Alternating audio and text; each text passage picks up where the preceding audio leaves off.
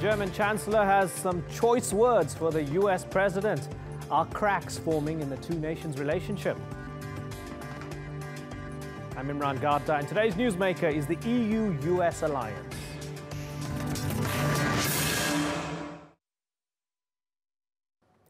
Angela Merkel is in a political fight for re-election. So when she suggested on the campaign trail that Germany couldn't rely on the Trump administration, some accused her of political grandstanding. After all, US President Donald Trump is an unpopular guy in Europe. But then the other shoe dropped. Merkel's comments received support from leaders in France and Italy. And the head of Germany's Social Democrats, the opposition, called Trump a destroyer of Western values. Politics and hyperbole aside, Donald Trump is threatening to end a climate change deal with Europe, openly criticizes the EU for what he calls bad trade deals, and gave NATO's most powerful leaders a public dressing down about defense. So could Europe be fed up? Natalie Perhonen reports.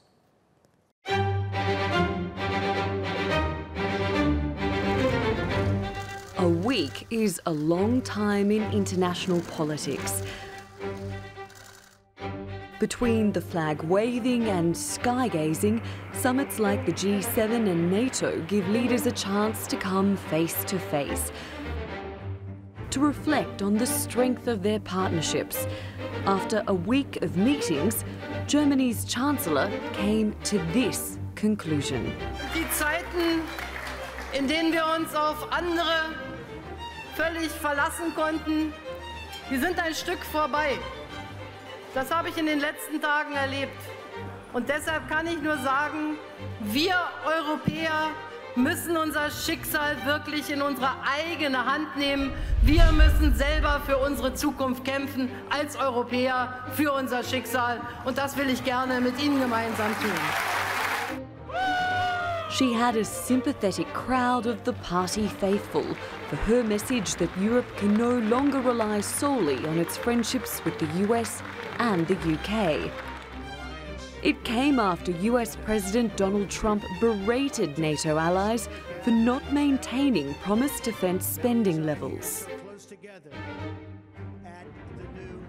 The US is currently paying much more than any other nation, and that is not fair to the United States or the United States taxpayer.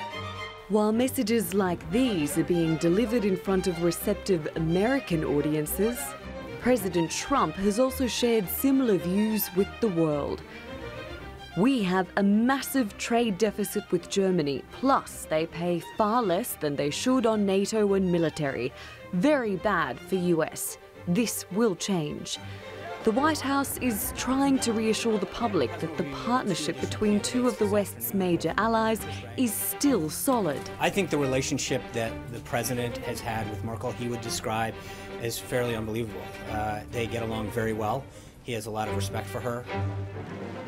But that week of meetings in May has led to questions about whether the president's diplomacy has been lost in translation. Die transatlantische Beziehung ist von überragender Bedeutung. Und das, was ich gesagt habe, ist ja lediglich darauf hinzuweisen, dass es angesichts der augenblicklichen Situation wir nämlich unser Schicksal in Europa auch alleine in die Hand nehmen müssen. And perhaps that means ushering in an era of Europe first. Natalie Perhonen, The Newsmakers. Well, to discuss this, I'm joined from London by Theodore Roosevelt Malloch. He was an advisor on the Trump campaign and is also a senior fellow at the University of Oxford. Also with me is Sergei Lagodinsky. He has the North American EU Research Department at the Berlin-based Heinrich Boel Institute. Thanks, both of you, for joining us. Theodore Roosevelt Malloch, if I could start with you, sir. Is the United States cleaving itself apart from the EU? That seems to be the case after Donald Trump's visit. There seems to be a divergence between the U.S. under President Trump and the EU at present under the leadership of Germany and Chancellor Merkel. They have had a summit meeting, obviously, in the White House, met a number of times at various meetings in Europe, most recently last week. And I think it's clear that they are actually on very different paths. It doesn't surprise anyone because Mr. Obama called Mrs. Merkel his favorite politician. He appeared last week in Berlin with her, and of course we had an election in the United States, and President Trump is moving down a path that is, I would say, 180 degrees divorced from where President Obama was. So the fallout between President Trump and Mrs. Merkel, I think, is something to watch. It will cover the whole landscape from economic relations to diplomatic relations to collective security. So it's something to watch. You're watching it closely. But Theodore, he went as the anti-Obama, as you mentioned. I guess he succeeded. Is this damaging or is it productive? What do you think? Well, I think from the American perspective, it's probably something to be welcomed, because I would say most Americans are tired of having to lead an ungrateful European continent and pay for their defense security, which we've done, of course, for decades upon decades.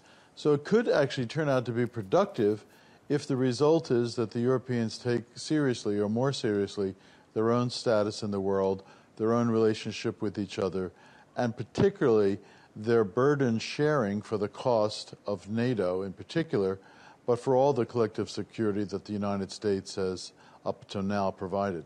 Okay, so Sergei, most Americans are tired of having to lead an ungrateful Europe, and that's the context of why Trump did what he did and said what he said. What do you think?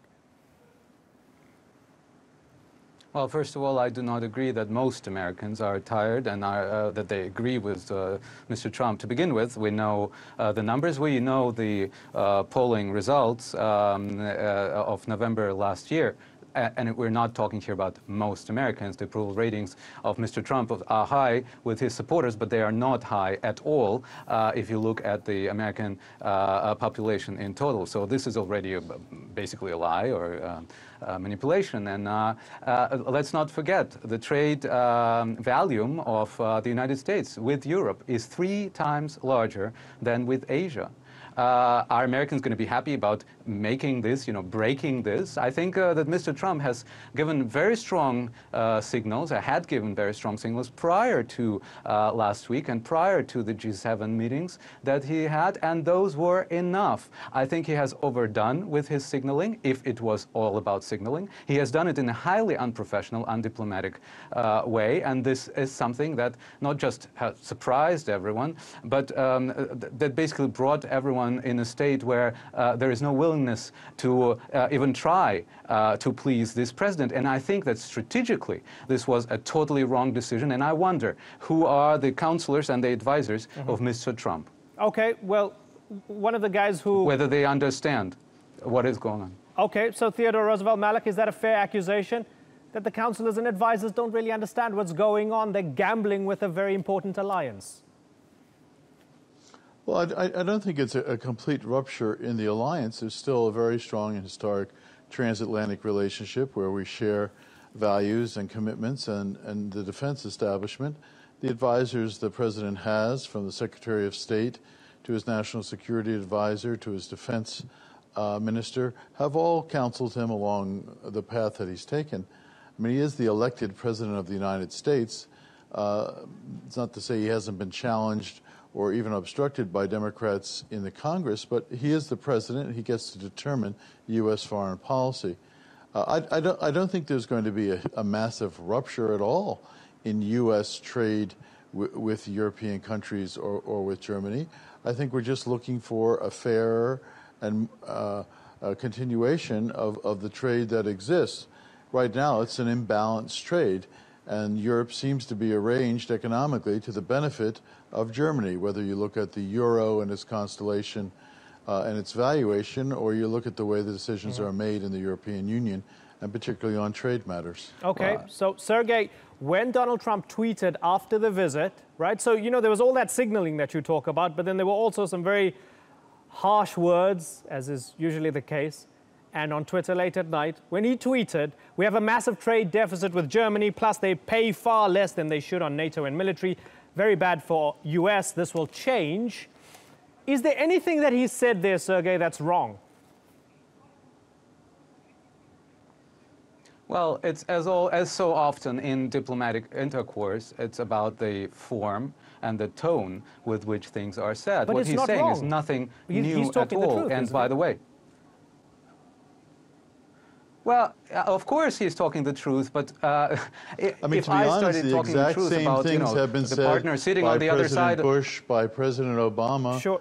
and Theodore, by past give administrations. Sergei a second, and then you can come in. But he's doing Sergei? it in a way that, but he's doing it in a way that has destroyed and is destroying the Transatlantic Alliance. So the Transatlantic Alliance has survived the way how George W. Bush said it, the way how Obama said it. There was always this signaling that the Europeans should invest much more in their defense spending, but they did it in a way that encouraged and strengthened the Transatlantic Alliance. And by the way, sentences like the sentence of my counterpart today about how Germany is bad for Europeans, it is none of the business of foreign leaders to explain Europeans what is in their interest as for internal European debates. The same is true with Trump's statement on the borders and how Germany or any other country can decide on what its border policies are. I can criticize these policies. Many people do criticize these policies.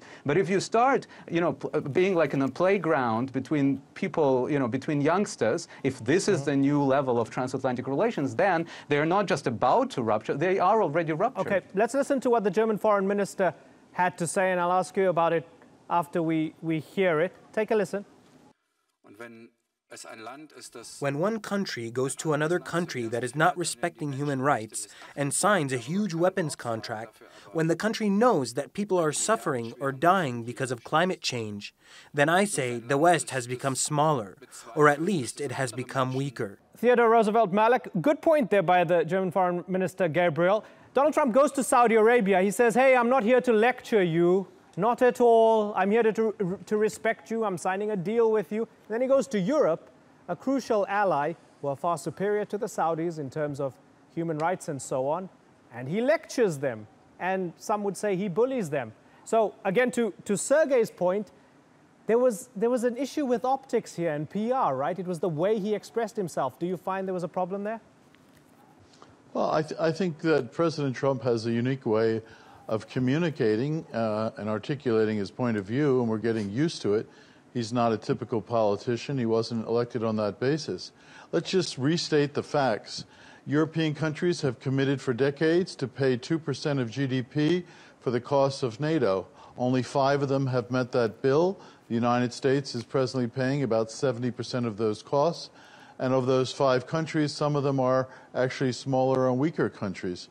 So Germany is at 1.2%, and it claims it wants to get to 2%, but can't give us a deadline by which time it can get to that. Vice President Pence, when he went to the Munich Security Conference, told the Europeans, and I quote him, "Our patience is wearing thin." That's what I'm suggesting. That's what President Trump has said. We are asking the Europeans to pay their fair share of the burden to which they committed themselves, nothing more. Right, okay, and then Sergei, Angela Merkel saying in response, we can't fully rely on the United States and we have to take our fate into our own hands.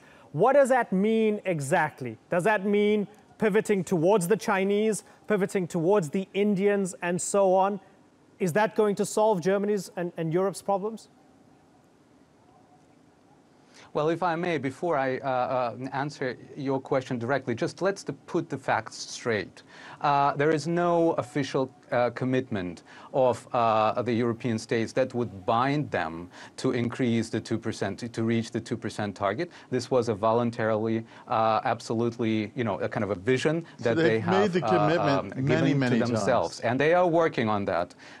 So just to put it, then the one case when NATO has become active in the past decades was a case on Article 5 in support of the United States. We have 1,000 dead Canadians and Europeans who died in Afghanistan because they not the other way around. They came to support to the United States. So let's not twist the facts. And what does it make, what sense does it make to just increase spendings in terms of numbers if you don't have the infrastructure, if you don't have the strategy? If Germany would increase its spendings to 2%, they wouldn't know where to go with the money with, because it has to be a sustainable development of a strategic and infrastructural outlook. Just like in Germany, the people don't want defense spending, yet there was this commitment to like 2%, right? The people don't want money spent on defense. It's a democracy.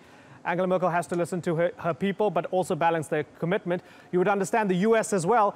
Trump came to the presidency based on a number of promises, which can be deemed isolationist, tough on NATO, tough on the EU, and so on. He has to balance that, appealing to that electorate, and of course, the pledges and the promises. So both ways, there's that push and pull, right? Well, there were many more promises that he is not capable to deliver in the domestic realm. I do not think that his electorate wanted the NATO be broken. I do not think that his electorate wanted that there will be trade war between the United States and Europe. He was talking about Mexico and NAFTA. He wasn't paying that much attention to Europe. The hardcore were Obamacare, where he failed, the tax program that he's trying to engage, and I'm not sure this is going to work. He did not deliver on any of his promises in the domestic realm, and now he is turning to the foreign policy, trying and honestly breaking a lot of China there. So okay. I'm not sure that people in the Rust Belt are waiting and dying to see how NATO is going to break down. Okay, so let's put NATO aside for a second, because there is a danger of using the EU and NATO interchangeably, and I think that can confuse things as well. Let's talk specifically about the EU. If Angela Merkel and the Europeans, and let's bring in the French as well and others, if they want to move away from the alliance with the United States, is China the answer? Is making trade deals with the Chinese and the Indians and others, is that going to solve their problems? Well, the first and the most important answer is Europe. And this is what I think we're living in a global economy, so the Europeans will Theodore, choose just a second. with whom they want to have their relations. If Sergei could just take a little bite at that, and then you can come in. Sergei? Yes.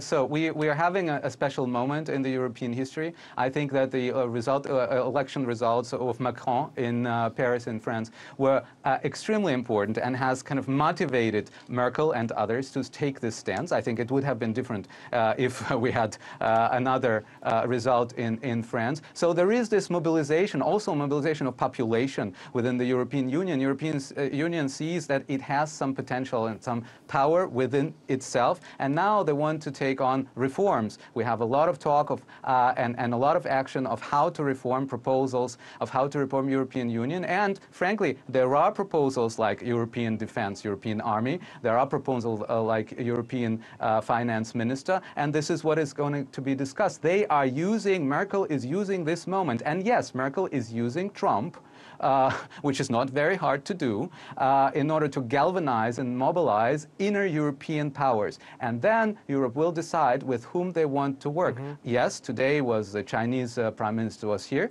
and their meeting was very, positive, has kind of transpired positive vibes. Why? Because on the same day as the Chinese person, the Chinese politician is here, Trump is about to announce his withdrawal from the climate Treaty of Paris. I mean, is this strategically wise to do this? No, he's pushing Europeans into the arms of Chinese. Okay, I've got to move on. It's been a pleasure talking to both of you, Theodore Roosevelt-Malek and Sergei Lagodinsky. Thanks so much for sharing your insight and expertise with us.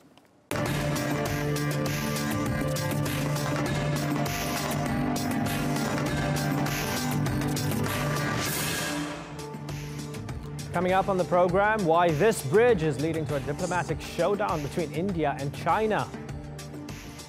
And this Ethiopian opposition member is going to jail for 6.5 years, all because of a Facebook post.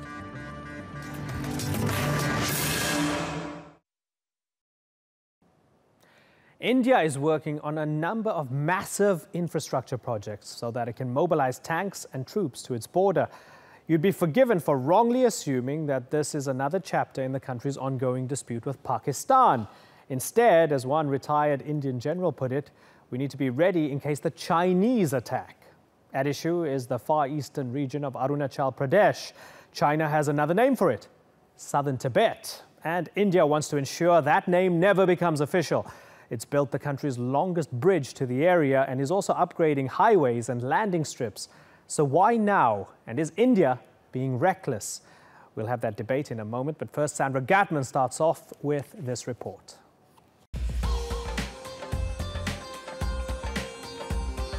Welcome to India's longest bridge, a new source of pride for the country's leadership, who've tried for years to build up infrastructure in the region.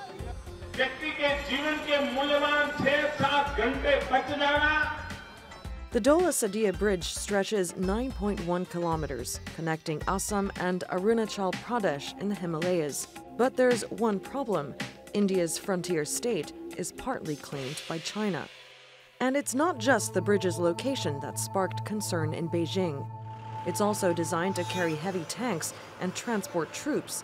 There are plans, too, to upgrade military landing strips, adding to India's fast-growing defenses on the border.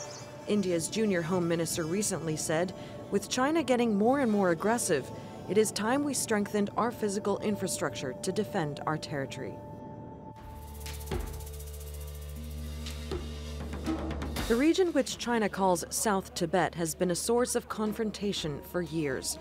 The latest spat with India erupted last month when the Dalai Lama visited Arunachal Pradesh against Chinese pressure to shun the Tibetan spiritual leader. But tensions have extended beyond the border. In the world of business, China is planning a $50 billion economic corridor in Pakistan, which a UN body has warned might create geopolitical tension with India. India recently banned China from investing in its electric power grids. Add to that, a heated space race between the two nations, taking the contest for regional dominance to even greater heights. Sandra Gatman, The Newsmakers.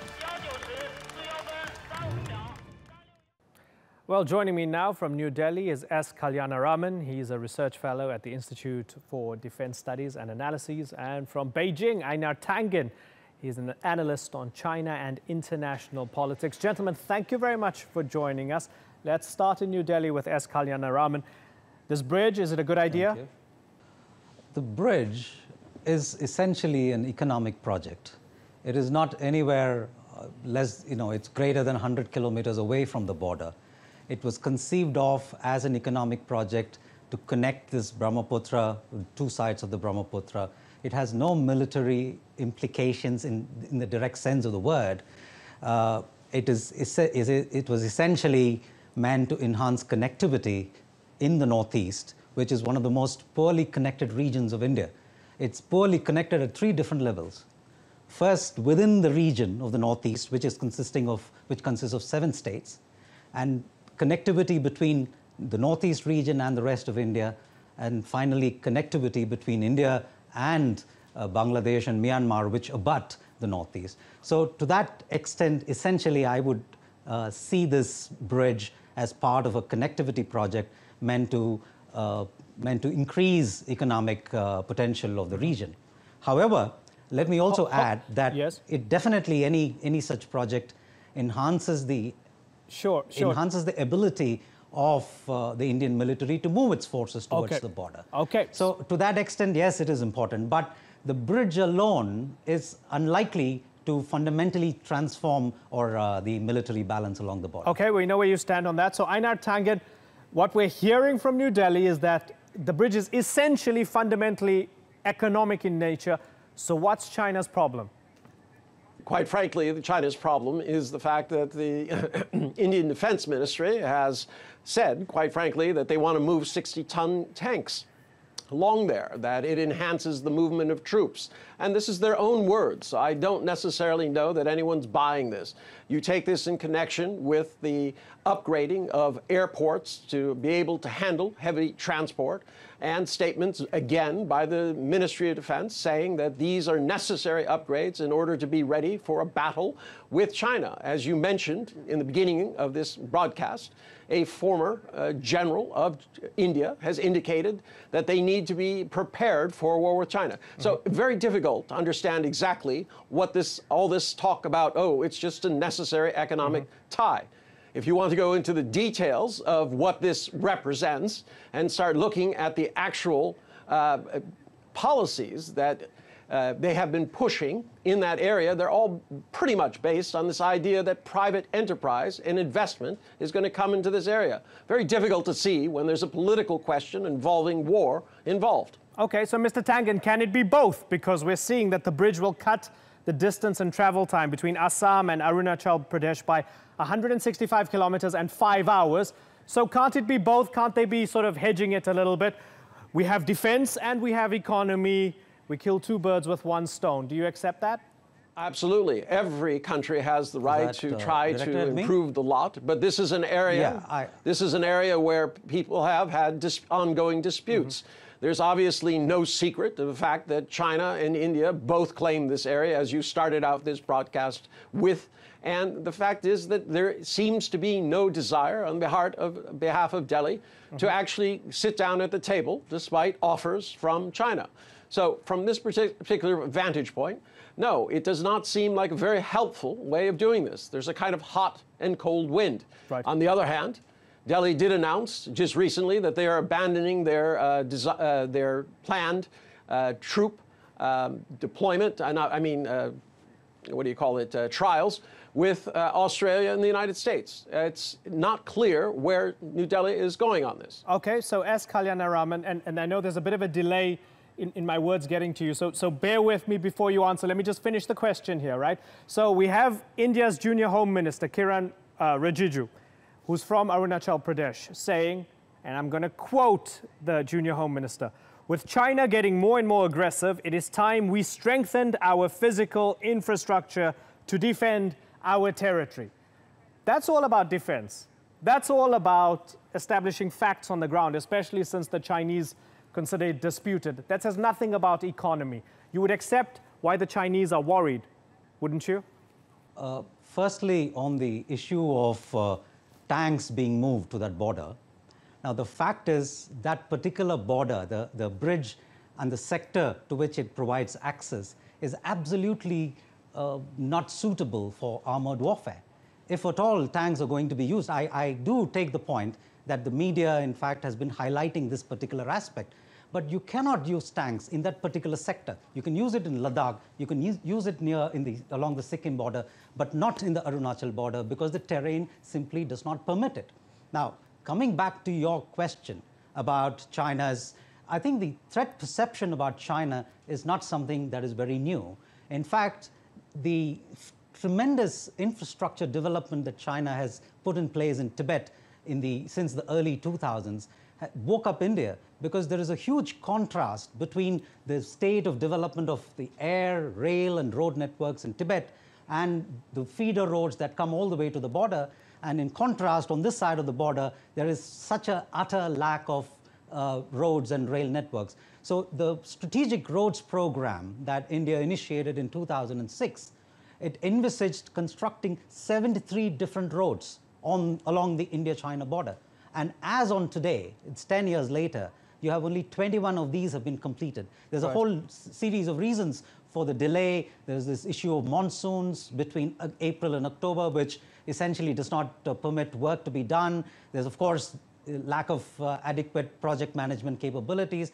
And also, I think the hill ranges in this region, they're very new, relatively speaking, and they're still not stabilized. And the looseness of the soil also in many ways affects the pace of the work. So while it is right that there is a defense element, but I think this particular bridge, the strategic roads program, is something that is supposed to happen along the border, closer to the border, not 100, 150 kilometers away from the border. So to that extent, this bridge is not part of the strategic roads program, but essentially aimed at improving connectivity in this particular part. Okay, Aina Tangan, that sounded quite compelling. Firstly, China started all of this. They've been building all the infrastructure on their side of the border for decades, while India has done nothing. It's only natural for them to, I guess, upgrade their facilities.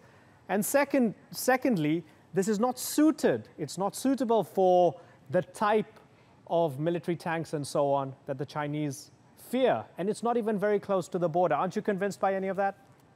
Unfortunately not. As you pointed out, the ministry and defense sources are saying exactly the same thing, that they plan to use this as part of a military response to a growing, what they perceive as China threat. Now, let's take a look at this issue about what China has done in Tibet. In Tibet, prior to China being there, the life expectancy was 42 years old. That was an adult male, average female as well. So today, yes, things have changed quite a bit in Tibet, but mostly for the best. You start seeing the massive amount of economic aid that has gone into there. It's transformed it. The tourism opportunities have more than 100-fold. You have areas which are now protected, which were once wild. You have people who can own land as opposed to being serfs. So yes, China did invest in that area, but it was to stabilize it and to bring to that area the kind of economic progress that China has enjoyed. So we have not seen the same thing from India. Why shouldn't India start doing the same on their side of the border? Even though this narrative is disputed, why shouldn't India start by building a beautiful bridge? Absolutely. And if they built the bridge and they were talking about there are 3 different policies of look east, industrialization, etc., this would be perfectly legitimate. But as you have mentioned and quoted, this was not the reaction of Delhi. They sent out these words that they plan to use this for military.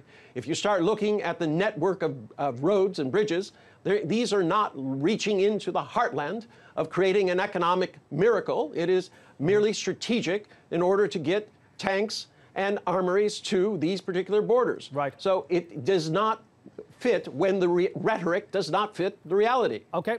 Mr. Tangan, what's China going to do? They're not going to bomb the bridge, are they? Nobody wants 2.5 billion people going to war, especially 2 nuclear-armed countries. So what is China going to do right now? It's upset, but how's it going to react? Well, it's reacted in typical fashion. It said, please consider carefully what you're doing.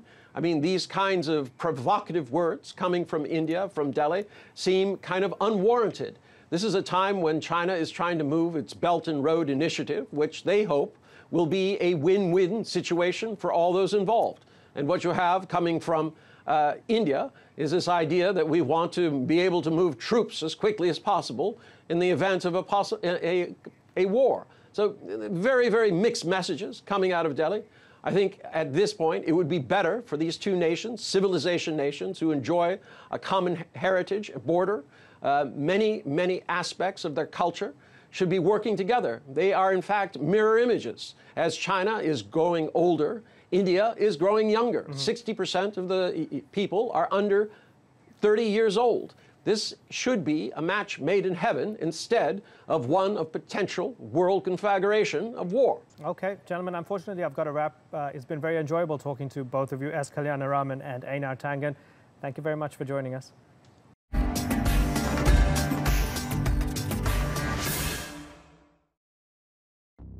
South Korea's newly elected president, Moon Jae-in, is angry, and this missile defense system is the reason.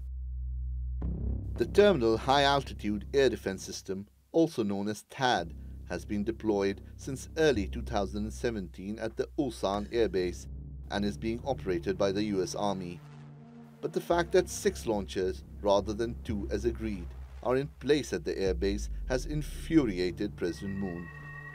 He was already against the agreement to deploy the defense system that was reached in 2016 between then-Presidents Park Geun-hye and Barack Obama. It was in response to missile tests by North Korea and the increasing belligerence of its leader, Kim Jong-un.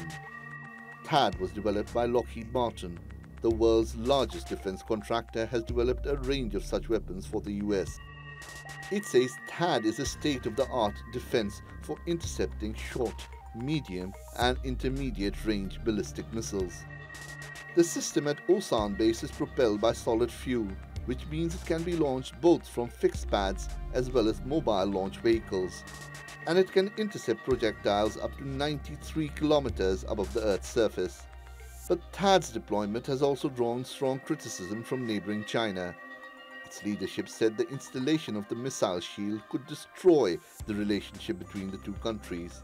China suspects the system will be used by the US to spy against them and not to intercept North Korean missiles. And this is while South Korean President Moon wants better relations with China. The world's biggest economy is also Seoul's largest trading partner, and that's a relationship he doesn't want to jeopardize.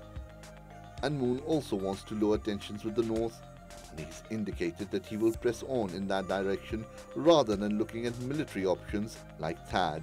But he also has to contend with closest ally America.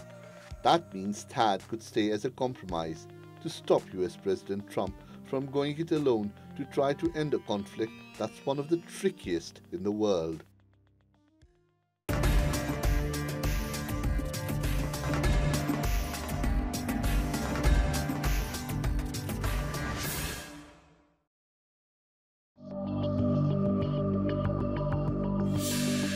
The people are under tremendous fear because there was, killings, mass arrests, and again, some harassments. So, like, you cannot drink coffee with an opposition, and you cannot discuss politics, and people gather around unless it's one-to-one, and you trust out somebody. So these kind of things really do exist, and people have this fear that the government would not leave power with an election. So what we're trying to do is that people can come out of their fear and confront the government. For years, Ethiopia's largest ethnic group, the Oromo, say they've been the target of government surveillance, police brutality and random imprisonment. Mass protests have brought the issue to the streets of the capital, but human rights groups say as the demonstrations grow, they're met with bloodshed. Meanwhile, critics say a state of emergency has made it harder to denounce the government in what is already considered the world's most censored country. No one knows this better than Jonathan Tesfaye, the spokesman of the opposition Blue Party. He's been sentenced to 6.5 years in prison on terror charges. His crime, taking to Facebook to call out the government for using disproportionate force on protesters. Well, joining me now from Oxford, England, is Jason Mosley. He's an associate fellow at Chatham House's Africa program. And in Birmingham, Ewol Allo, lecturer at Keele University and a specialist in Ethiopia and human rights. Gentlemen, thank you very much for joining us. Jason Mosley, let's begin with you. So Jonathan Tesfaye, he criticized the government in a Facebook post, and he's in the slammer for 6.5 years. That sounds tremendously heavy-handed from the outside. Is that par for the course in Ethiopia? Yeah, well, unfortunately, the ability of political parties to operate sort of above the board and make critical comments of the government's been quite constricted since the late 2000s. So the Samawi and the other remaining opposition parties are in a really difficult position in terms of formal, organized opposition to the government. Ewol Allo, how influential is the man? Because when I look at the length of the sentence, it suggests that he's a danger to the state. Is that the way you see it? I mean, this is a young man, very idealistic, confident, had the rhetorical facilities not necessary to mobilize and organize people. And it's precisely his words that they didn't like. But there is an important context, if you don't mind, that I really want to provide in order to sort of understand this. Since the U.S. announced the global war on terror shortly after 9/11, authoritarian countries, including Ethiopia, jumped on the counterterrorism bandwagon to sort of provide some kind of credibility, salience, believability to their own repressive political rule internally. So Ethiopia sent its troops into Somalia in 2006, billed that invasion as a counterterrorism operation. In 2009, it adopted one of the most repressive counterterrorism legislations around the world. Jonathan Tasfaye and several others, more than 700 individuals who are so far tried under this counterterrorism legislation, they are basically victims of this broader strategy by the Ethiopian government to domesticate the global war on terror and use to legitimize its own oppressive rule. Yeah, interesting point. So Jason, is that spot on? Is that the reason why there's no pressure on this government? Because it's joined in the global war on terror. It fought the Islamic courts, as they were called beforehand, and Al-Shabaab later on. The GDP is doing okay. The country is growing economically. Ethiopia is on side with major international powers. That's why they leave it alone and allow the country to do whatever it wants to internally. Is that how you see it? Yeah, well, I guess what I would do is sort of turn things around from an Ethiopian government or sort of internal perspective, rather than seeing the way that the Ethiopian government behaves in terms of how it wants to be perceived by external powers. I think the government's been quite astute at using the war on terror as a framework which it can use to, as I was saying, get cover, because it is a heavily donor-dependent country, for the measures it's going to take domestically to control opposition, continue to control the levers of government, and proceed with its economic and political and social agenda. Mm-hmm. The government is definitely heavy-handed. The government is definitely authoritarian in its tendencies. The last few years, the last 5 years, have been a bit wobbly in terms of maintaining that authoritarian stance after the death of the long-standing Prime Minister Meles Zenawi. But the state of emergency since last autumn, the reaction to the protest movement, not just in Oromia, but also in Amhara region and parts of the southern nations region, the government has struggled with two separate things. One is the question of security, and although domestic challenges are part of that picture, their security focus is much more focused on the region, and this is where the global counterterrorism agenda alignment fits in for them. Intervention in Somalia wasn't to please or to provide cover for authoritarian action at home. Right.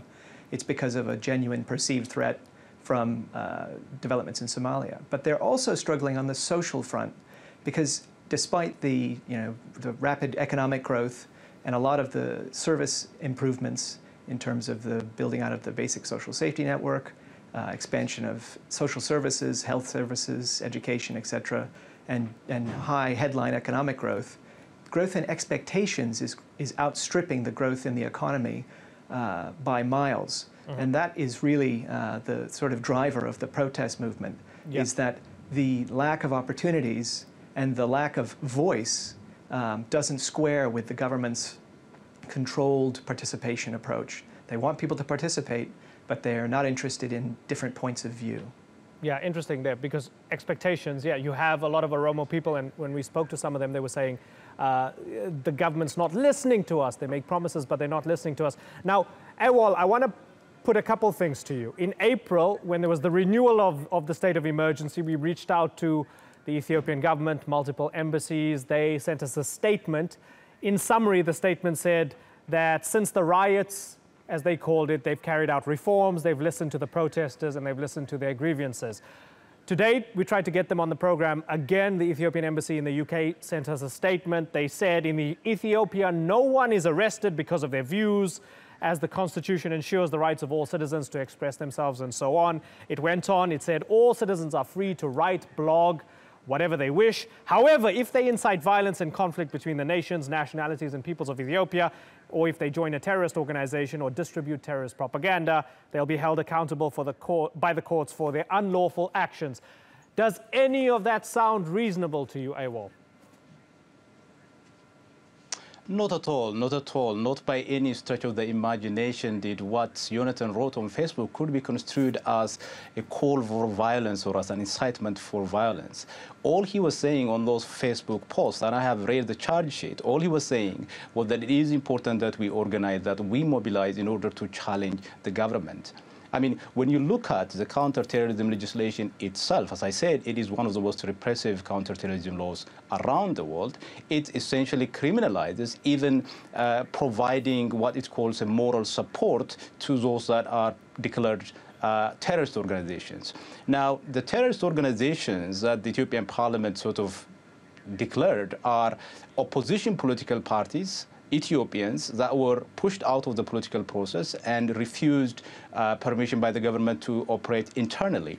So if you are someone who criticizes the government for a range of different reasons, that criticism can be sort of portrayed or construed as a support to opposition groups because they are oppositions. So the very formulation of the law is such that there is a very cynical, perverse intention behind why the legislation was adopted in the first place. I just want to go back to the earlier points that that was made by the other speaker in relation to Somalia. It's true that there was a certain level of threat to the Ethiopian state around 2006. But the main motive for Ethiopia to intervene in Somalia wasn't the situation in Somalia itself. It was mainly Eritrea, but also, to the large part, opposition political forces of Ethiopian origin that operate in the region. And former Prime Minister Meles Zenawi, by the way, described the global war on terror in a conversation with a certain senator from the U.S., Senator Arlene Specter of Pennsylvania, as something of, quote, God sent. So the global... Sure, but it was God sent. They got to clean house, right? They got to clean house. But that still doesn't mean there wasn't a threat, because I also remember at that time the Islamic courts were actively threatening Ethiopia. They were trying to cross the border. And Ethiopia can look at a country like Kenya that saw Shabab, for example, in recent years, conducting attacks in towns and cities. So can you accept that while they might be using the global war on terror and the fight against extremism as a cover to a certain extent to repress internal dissent, the threat might still be real? Do you accept that? There was definitely a certain level of threat, but not grave enough as to justify Ethiopian intervention, because Ethiopia and Somalia are neighboring countries. And what has been done in Somalia by Ethiopian forces would continue to create resentment and anger between the two populations, between the populations of the two countries. Somalia became the breeding ground for terrorism, not before Ethiopia's intervention, but after Ethiopia's intervention. So there was certainly a certain level of threat, and there were some very irresponsible remarks that were made by leaders of the Islamic courts, but that wasn't a threat that is sufficient enough in terms of its gravity and magnitude to justify Ethiopia's intervention.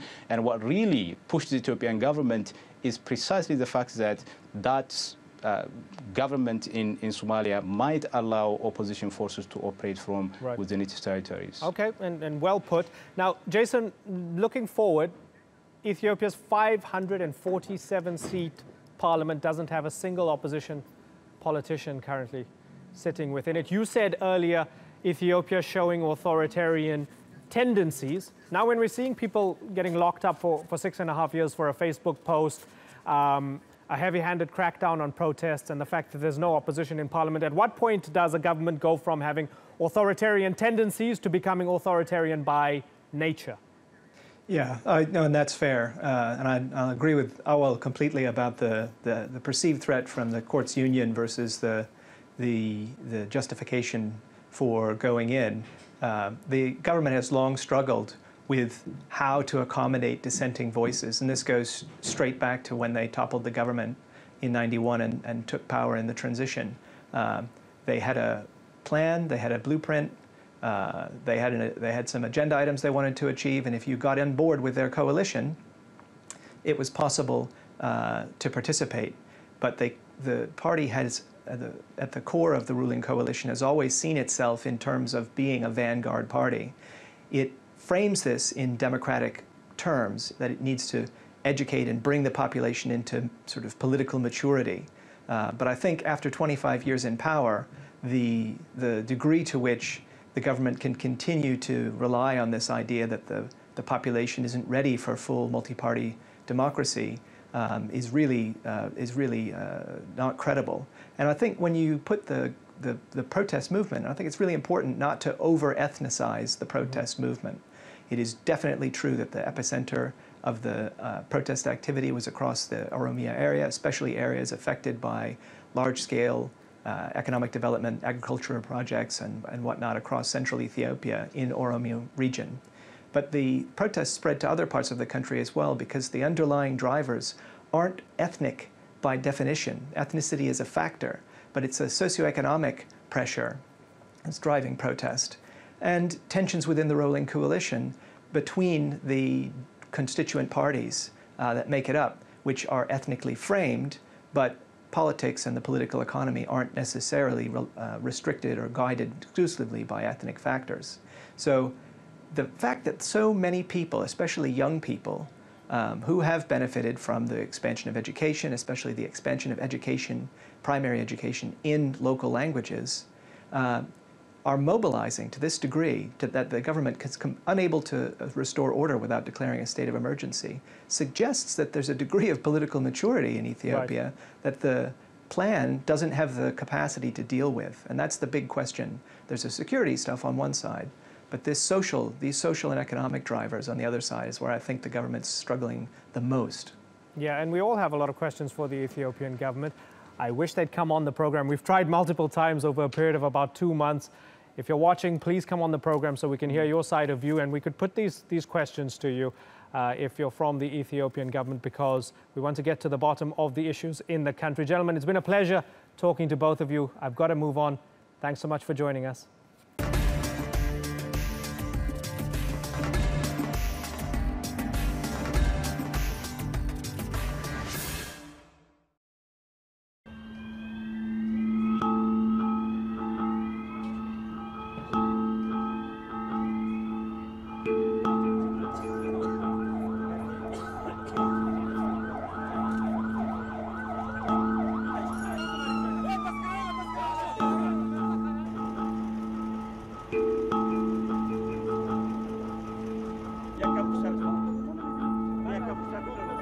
The Secretary General expressed his abhorrence at this act and underlined the need to reinforce the fight against terrorism and violent extremism.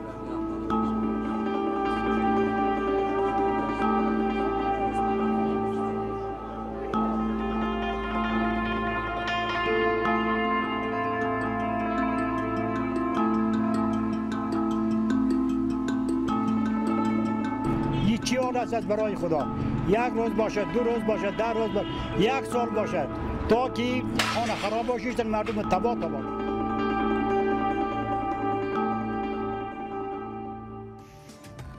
That's all for this edition of the Newsmakers with me, Imran Gata. Thank you for watching. Bye-bye.